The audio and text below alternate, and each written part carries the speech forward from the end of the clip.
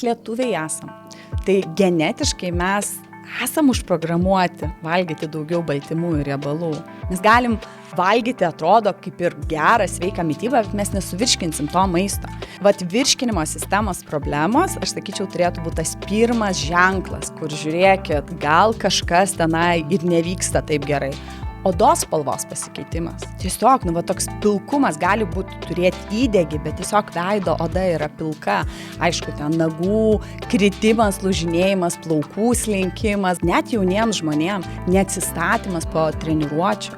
Čia aš kalbu apie 30-mečius, 20-mečius. Nesugebėjimas susitvarkyti su stresu, kai atrodo, tu visą laiką esi išsijautrinęs. Kodėl? Nes tau baltymų trūksta, nuotaikų kaita. Kodėl? Dėl to, kad mūsų smegenim tiek baltymų, tiek riebalų labai reikia. Mūsų regiono žmonės niekada nebūtų išgyvenę ant salotų lapų.